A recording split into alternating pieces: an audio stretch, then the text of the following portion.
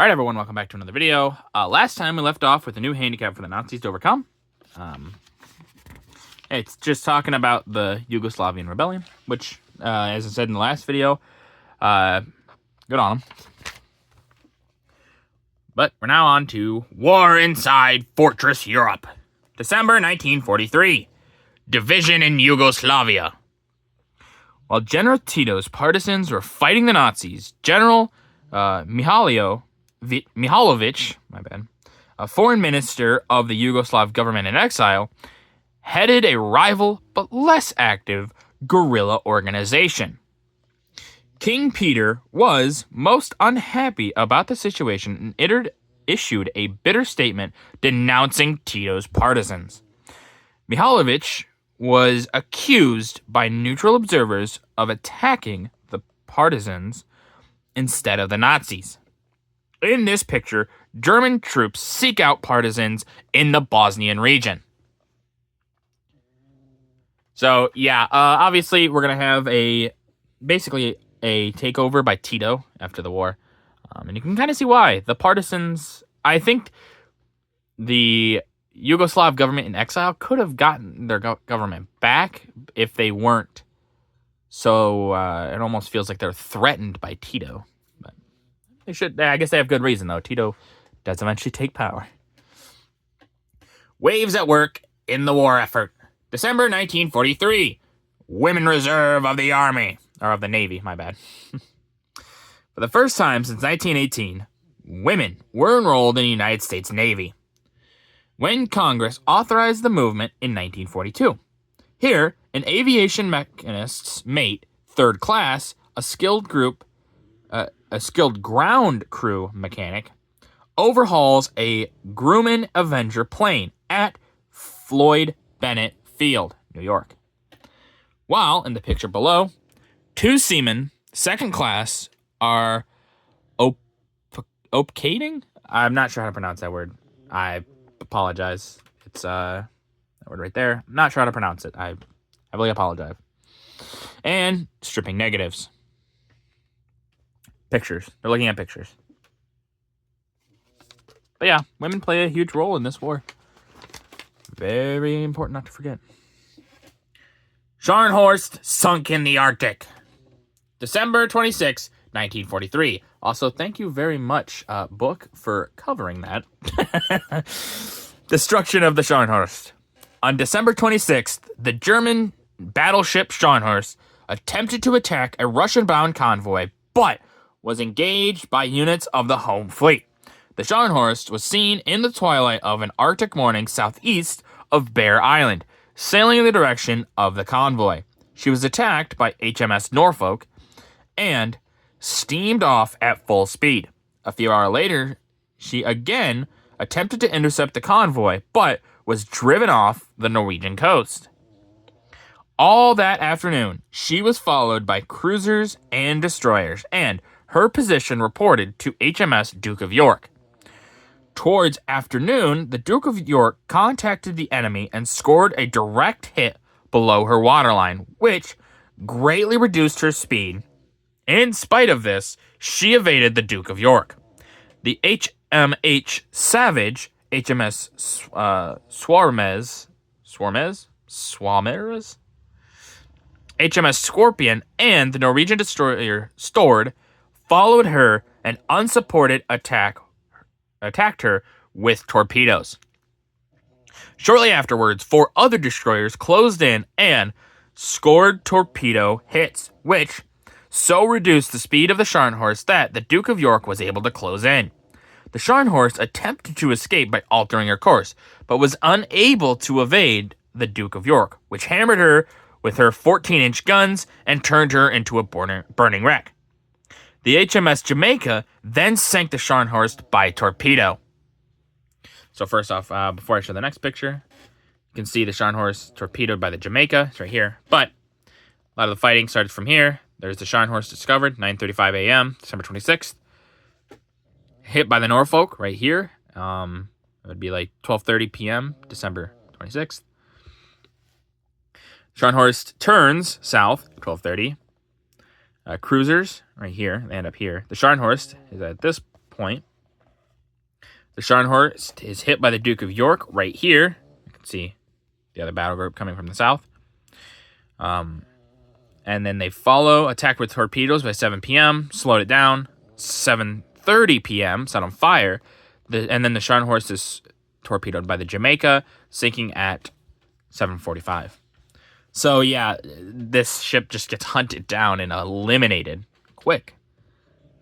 And also, here's the convoy that the Shan Horest was trying to go for.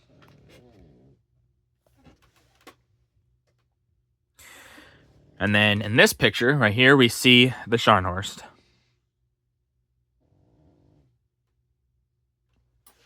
Very big ship. But yeah, thank you for covering this so that I don't get dinged by YouTube, hopefully. Berlin is a marked city. December 16th, 1943. Raising the Nazi capital. On December 16th, 1943, British planes, after dark and after 13 nights of respite, dropped more than 1,500 tons of bombs on Berlin, plus many thousands of other explosives and incendiaries. 30 bombers were lost in the attack. Before that, in the daylight, American planes attacked the German port of Emden. It was Berlin's 96th air attack since the opening of the war. And, as shown in this picture, taken over the factory districts, the bombs were finding their mark. So yeah, you can see bombs finding their marks, all the smoke, all that. Yeah, Berlin gets absolutely obliterated, basically. It's not as bad as it was going to be for Berlin, at least. Sometimes I guess it's a little known fact. So, originally, obviously, the idea was Europe first. That's what everyone wanted. Well, not everyone. The Americans didn't want that, but the British and the Soviets both wanted Europe first. So that was the objective. Well, if you remember, during this time they were creating the first atomic bombs. Well, the idea was originally to use them on Germany, but Germany loses before they're done and can be used. So, if Germany would have survived later into the war, there's a good chance Berlin would have been nuked off the map. Or another German city of some sort. So, I guess Berlin would probably take this over the nuke. The WACs are on their way. December 1943. And they won't be back till it's over there. Just a reference. But, in the picture at the top, members of the Women's Auxiliary Corps, United States Army, are shown embarking from an overseas port, while below, a WAC sergeant and 2 of her colleagues take over a jeep. The Corps, entirely a volunteer organization, functions for the purpose of replacing men who can then be assigned to combat duty. Women are entitled the same rank and pay as men. The WACs become a force of 90,000 strong.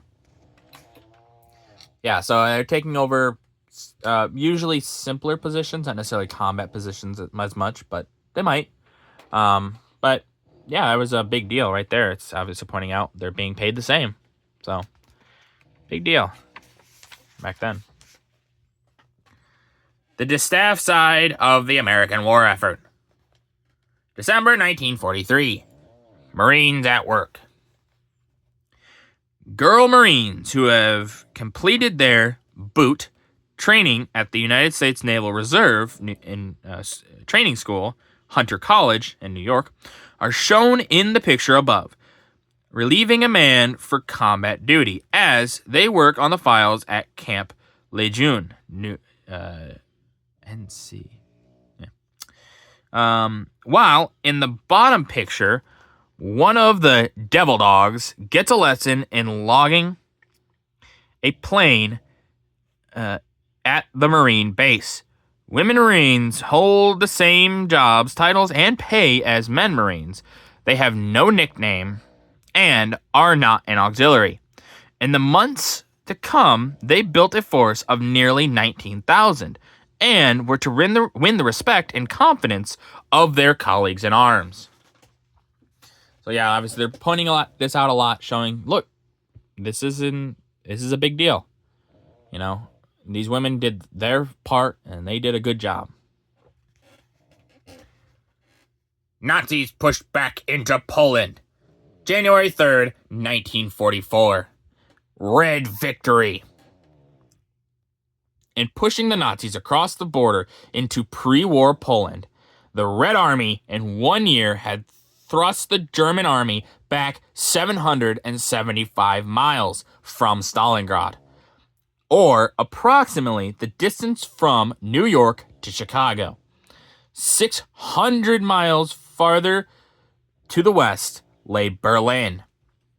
Here, as the Great Soviet Winter Offensive got underway, Red Army tank-borne troops in their winter whites are given the signal to advance. And before another month had passed, this drive was to carry them across the border of Estonia. So yeah, the Reds are pushing hard and they're pushing fast. The Germans are losing crazy amounts of land. Obviously, we're going to get soon here to the landings of D-Day.